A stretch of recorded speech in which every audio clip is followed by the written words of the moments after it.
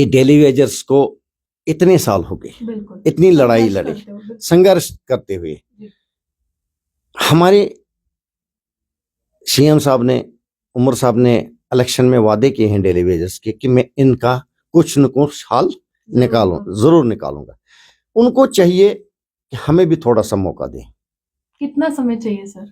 अभी तो 3 महीने हो गए, 3-4 कहते हैं ये जो तारीख पे तारीख वाला काम हो गया ना, ये तारीखें बढ़ रही है, उम्र बढ़ रही है, रिटायरमेंट के लिए वो आगे बढ़ रहे हैं। और डेली वेजर एक ऐसा तबका है जो रिटायर भी हो जाता है, साथ कुछ लेके नहीं जाता है। वो महज 9,000 की सैलरी, वो भी कभी मिलती है कभी नहीं मिलती है। तो कितना समय सर आपको चाहिए और शुरुआत कहाँ से, पहल कहाँ से होगी, कितने महीने के बाद सर? 5 साल की सरकार है। आप किसी नए घर में जाते हो, कितना टाइम लगता है आपको सेट करने में कि यहाँ ये चीज है, यहाँ टीवी चाहिए था, यहाँ ये चाहिए था, यहाँ ये चाहिए था। फिर आपने उसके लिए फाइनेंशियली भी देखना है कि अगर मैं यहाँ ये चीज घर में ला रही हूँ, क्या इसके लिए मेरे पास पैसे हैं, नहीं है।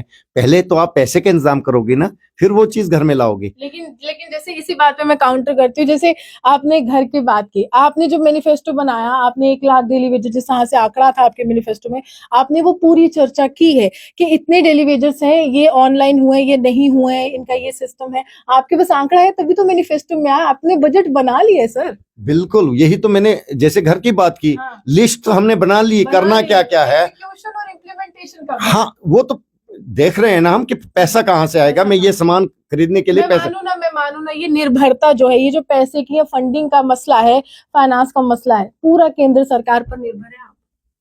तो डेली वेजर्स को इस समय केंद्र सरकार के दरवाजे खटखटाने चाहिए, बजाय इसके कि उमर अब्दुल्ला या आप लोगों को खरी खोटी सुनाई जाए। नहीं, उनकी तरफ से हमारे उमर साहब, सीएम साहब लड़ रहे हैं जी।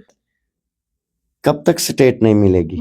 माननीय सुप्रीम कोर्ट से ऊपर कोई न्यायालय नहीं है हमारे यहाँ हिंदुस्तान का, तो उसने डायरेक्शन दी है कि कब दोगे, और हम भी इंतजार कर रहे हैं। नहीं तो हम भी वहीं गुहार लगाएंगे। आपने आज स्पष्ट कर दिया 370 पर कोई चर्चा नहीं, स्टेटहुड पर चर्चा, स्पेशल स्टेटस पर चर्चा आपकी तरफ से। हमने तो यही कहा है कि हमें स्पेशल स्टेटस, अपना स्टेटहुड वापस चाहिए, और उसके अलावा 370 माननीय सुप्रीम कोर्ट ने जब रिजेक्ट किया तो हम क्या बोलने वाले हैं? यानी फिर वो गलती होगी ना सर, मैनिफेस्टो वाली नहीं रखना चाहिए था वहां पे। सुप्रीम कोर्ट ने तो अपना जजमेंट, देखिए आपने खुद कहा, सुप्रीम कोर्ट ने अपना जजमेंट सुनाया कि इस पर ये पत्थर की लकीर है, लक्ष्मण रेखा है, आगे जाकर हम इस पर चर्चा नहीं करेंगे। तो अब आप ये कह रहे हैं, मान रहे हैं कि वो गलती होगी, 370 के नाम पर वोट लिए, लेकिन अब हम स्टेटहुड भी चाहते हैं क्योंकि हमें वादे पूरे करने हैं, और स्पेशल स्टेटस जिस तरह से स्थानीय लोगों के रोजगार या जमीनों के बचाव। देखिए, पहले स्टेटहुड तो मिले, दफा 370 के लिए लड़ाई, यही सरकार नहीं रहने वाली है। सरकार आती हैं जाती हैं, आपकी बात जैसे कहा था, तो कोई भी सरकार ऐसी भी आएगी जिनको ये सोच होगी कि दफा 370 से जम्मू कश्मीर को कितना बेनिफिट था। जम्मू कश्मीर विधानसभा के बजट सत्र की शुरुआत हो चुकी है और आज ये सत्र हंगामे की भेंट चढ़ गया, क्योंकि आज मार्टर्स डे की छुट्टी को बहाल करने के लिए एक बार फिर से आवाज बुलंद कर दी गई और उसके बाद वॉकआउट कर दिया गया भाजपा के तमाम विधायकों की तरफ से। मेरे साथ प्यारेलाल जी हैं जो एमएलए हैं, और साथ ही साथ ये उस समय वहां पर मौजूद थे। क्या कारण रहे और क्या वॉकआउट करना चाहिए था या नहीं करना चाहिए था, इन्हीं से जानते हैं। प्यारेलाल जी, सबसे पहले ये जो बजट सत्र चल रहा है, शुरुआत जो है हो गई है, उम्मीद थी हंगामा होगा आज? देखिए, इस बजट सेशन में, जिस सेशन में हंगामा नहीं हो वो बजट सेशन मजा नहीं आता है, इसलिए हंगामा बहुत जरूरी है। आपस में बहस जरूरी है, सारे मुद्दे, लेकिन बहस या हंगामा जायज होना चाहिए। हमने ऐसी कोई बात ऐवान में नहीं कहनी है जो किसी के ज़मीर को, किसी के दिल को या किसी कम्युनिटी को ठेस पहुंचाए। तो ऐसा कुछ अपोजिशन ने बात बोल दी, एलओपी साहब को निकल गया कि ये नहीं था, वो नहीं थे, वो शहीद नहीं थे। मैं कहता हूं, जो लोगों के हित में काम करे, जो लोगों के बारे में सोचे, जो लोगों को एक राहत दे, वो भी एक शहीद कहलाएगा। अच्छा काम करने वाला हर बशर को मैं ये कहता हूं कि शहीद कहलाया जाना। क्या मानते हैं नेशनल कॉन्फ्रेंस के नेता के लिहाज से, आप क्या मानते हैं कि वो जो छुट्टी जो अभी बहाल करने की मांग की जा रही है पीडीपी के वहीद पारा की तरफ से, वो जायज है या नहीं जायज है? पर्सनल ओपिनियन क्या है आपका? 100% जायज है, छुट्टी होनी चाहिए थी, क्योंकि एक शख्सियत रही है जम्मू कश्मीर की, और जम्मू कश्मीर में अगर कोई हिंदुस्तानी था वो मरहूम शेख मोहम्मद अब्दुल्ला था, जिसके पार्टी ने, जिसके वर्करों ने कबाइलों पे हमला किया है, वापस कबाइलों को मरवाया है और हिंदुस्तान के साथ हिलाक किया है, तो आप उसको शहीद नहीं कहोगे। लेकिन यहाँ पर ट्रेटर्स कहा जा रहा है, यानी कि वो लोग जो ट्रेटिंग में पूरी तरह से मुलव्विस होते हैं, वो कह रहे कि वो मार्टर नहीं है, ट्रेटर है। जिस तरह से मार्टर डे को लेकर हुआ, तो आप कितने सहमत है इससे? मैं डिसएग्री करता हूँ इस बात। डिसएग्री करता है? मैं डिसएग्री करता हूँ। कारण क्या रहे इसके? कारण रहे इसने कि किस तरीके के अल्फाज हैं ये। आप मानिए कि मैंने पहले ही आपको बताया कि मरहूम शेख मोहम्मद अब्दुल्ला ने जो किया है, जो हिंदुस्तान के लिए, जम्मू कश्मीर के लिए किया है, वो कोई न करेगा, ना किसी ने किया। आप वो कह रहे कि महाराजा हरि सिंह के जो विरोधी थे, उसी के लिहाज से आप उनको शहीद बोल रहे, जो उनका विरोध दर्ज कर रहे थे। ये लीडर ऑफ ऑपोजिशन जो है सुनील शर्मा, वो कह रहे हैं, वो कह रहे कि ये मोदी का भारत है और इस भारत में नेहरू की सोच नहीं चलेगी। कांग्रेस वाले थे और उस समय ये ट्रेटर या इस समय इस तरह के मार्टर डे की छुट्टी की बात होती थी, अब नहीं चलेगा, ये बदल चुका है जम्मू कश्मीर। खैर कब तक बदलेगा?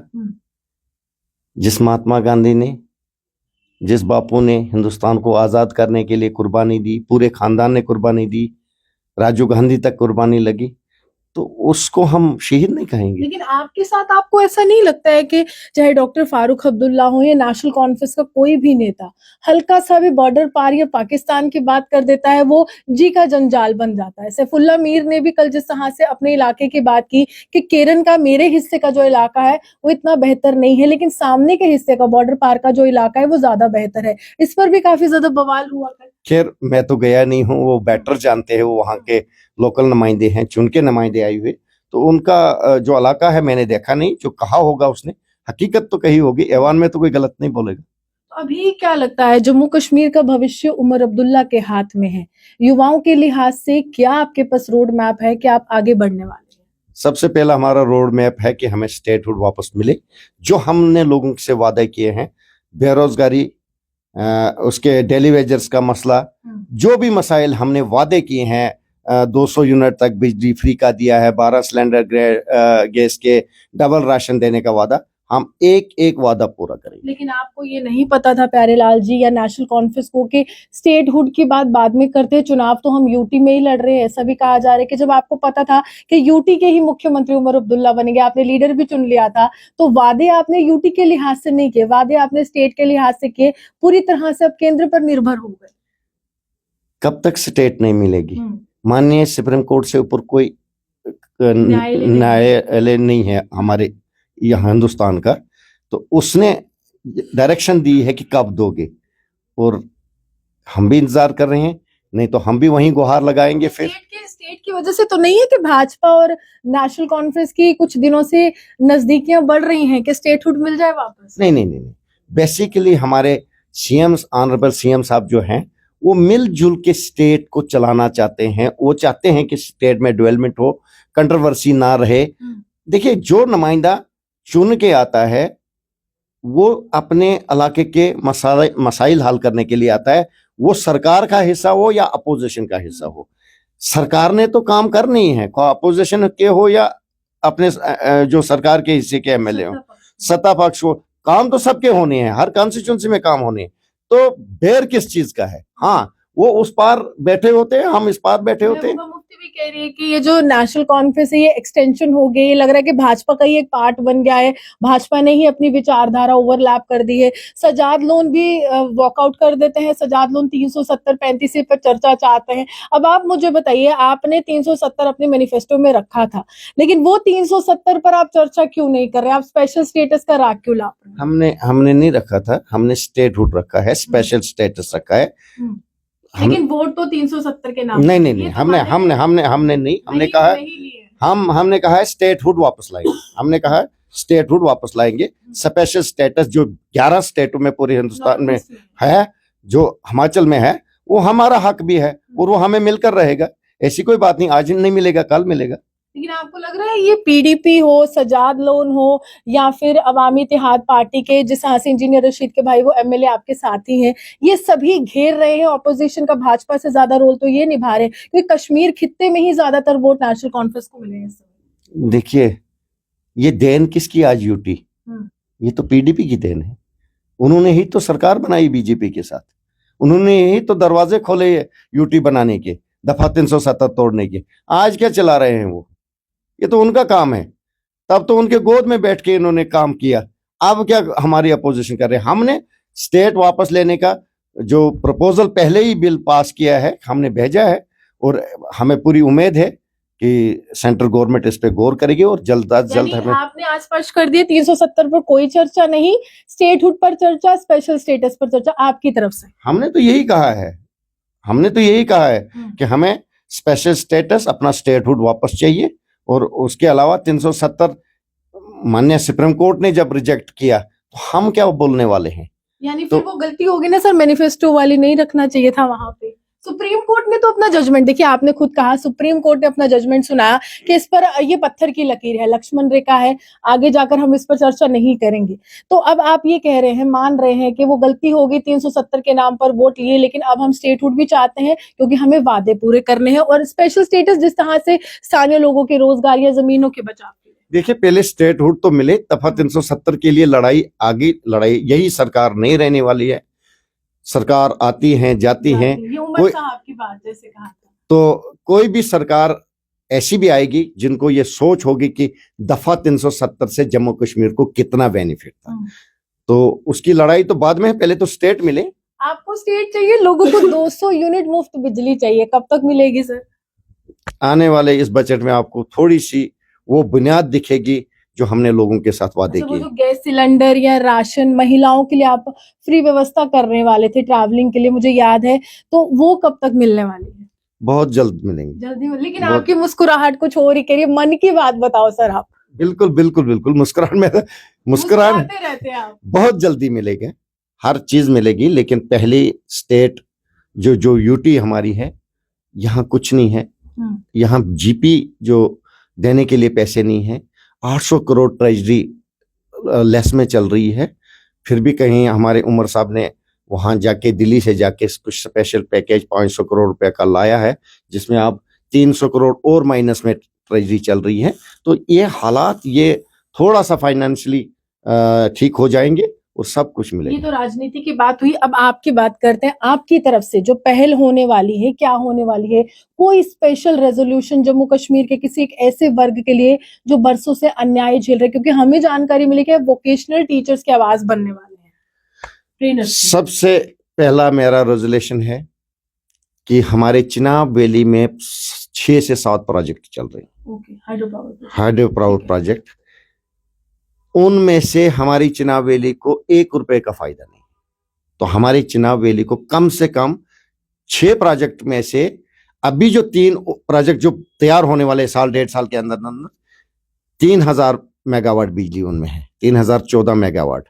तो कम से कम हमें 1% डिस्ट्रिक्ट को जो दिया जाता था प्रॉफिट हिस्सा में, वो भी कहीं नजर नहीं आता। अगर हमें 1% या 2% देंगे तो हमारी चिनाब वैली को फ्री बिजली मिलेगी। तो एक रेजोल्यूशन ये लाया मैंने, हाँ, बिजली का।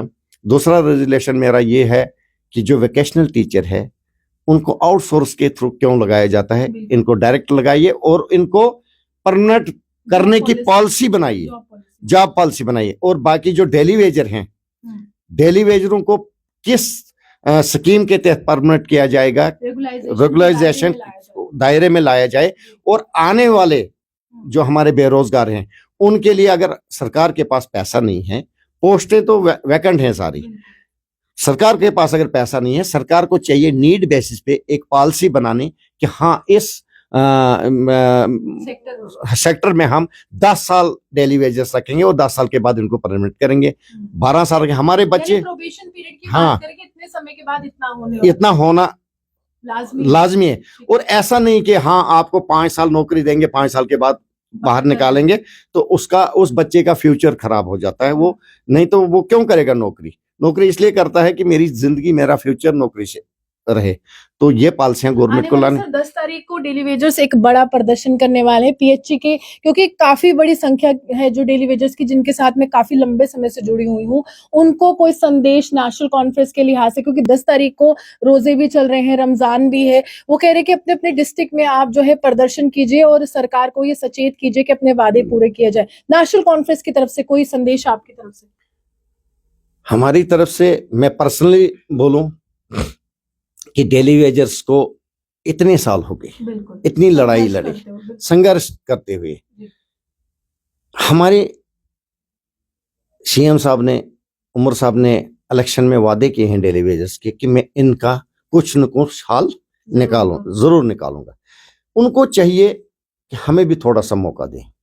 कितना समय चाहिए सर? अभी तो 3 महीने हो गए, 3-4। कहते हैं ये जो तारीख पे तारीख वाला काम हो गया ना, ये तारीखें बढ़ रही है, उम्र बढ़ रही है, रिटायरमेंट के लिए वो आगे बढ़ रहे हैं। और डेली वेजर एक ऐसा तबका है जो रिटायर भी हो जाता है, साथ कुछ लेके नहीं जाता है। वो महज 9,000 की सैलरी, वो भी कभी मिलती है कभी नहीं मिलती है। तो कितना समय सर आपको चाहिए, और शुरुआत कहाँ से, पहल कहाँ से होगी, कितने महीने के बाद सर? 5 साल की सरकार है।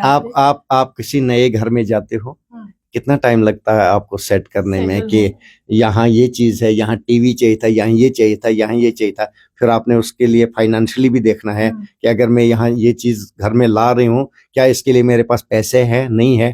पहले तो आप पैसे का इंतजाम करोगे ना, फिर वो चीज घर में लाओगे। लेकिन जैसे इसी बात पे मैं काउंटर करती हूँ, जैसे आपने घर की बात की, आपने जो मैनिफेस्टो बनाया, आपने 1 लाख डेली वेजर जिस तरह से आंकड़ा था आपके मैनिफेस्टो में, आपने वो पूरी चर्चा की है कि इतने डेली वेजर्स हैं, ये ऑनलाइन हुए, ये नहीं हुए, इनका ये सिस्टम है। आपके पास आंकड़ा है तभी तो मैनिफेस्टो में आया, आपने बजट बना लिया सर। बिल्कुल, यही तो मैंने जैसे घर की बात की, लिस्ट तो हमने बना ली, करना क्या क्या है और इम्प्लीमेंटेशन का। हाँ, वो तो देख रहे हैं ना हम कि पैसा कहाँ से आएगा। मैं ये सामान खरीदने के लिए पैसा, मैं मानू ना, ये निर्भरता जो है, ये जो पैसे की फंडिंग का मसला है, फाइनेंस का मसला है, पूरा केंद्र सरकार पर निर्भर है। तो डेली वेजर्स को इस समय केंद्र सरकार के दरवाजे खटखटाने चाहिए, बजाय इसके कि उमर अब्दुल्ला या आप लोगों को खरी खोटी सुनाई जाए। नहीं, उनकी तरफ से हमारे उमर साहब, सीएम साहब लड़ रहे हैं जी। वो खुद सेंटर से बात करेंगे, डेली वेजेस को बात करने की जरूरत नहीं। ये डेली वेजेस का जो मुद्दा है हमारे सीएम साहब के दिल में है, ये इसके लिए पैनिक है कि मैं इन्हें ये करना है और वो करके रहेंगे। देखिए, डेली वेजर्स जो है सीएम साहब के दिल के बहुत करीब है। ये एक ऐसे विधायक है प्यारे लाल जी, जिन्होंने सामाजिक जीवन में जिस तरह से जो भी घटनाएं घटित होती हैं, या जिस तरह से एक सोशल मीडिया पर एक महिला की वीडियो वायरल हुई, उसकी आवाज इन्होंने सदन में बुलंद की। यानी कि आप मान सकते हैं कि ये एक इमोशनल फिगर भी है, भावनात्मक रिश्ता भी रखते हैं समाज के साथ, जनता के साथ, और एक जिम्मेदारी भी समझ रहे हैं कि जो वादे किए हैं उसकी जवाबदेही लोग मांगेंगे, और जब एक कुर्सी पर बिठाया गया है तो कुछ ना कुछ तो जवाब देना पड़ेगा। फिलहाल ये कहना है डेली वेजर्स को केंद्र सरकार की ओर नजरें अड़ाने की कोई जरूरत नहीं है। आपने मुख्यमंत्री चुना है, आपने सत्ता के लिए एक नेता को चुना है, वो नेता ही काफी है आपकी आवाज बुलंद करने के लिए।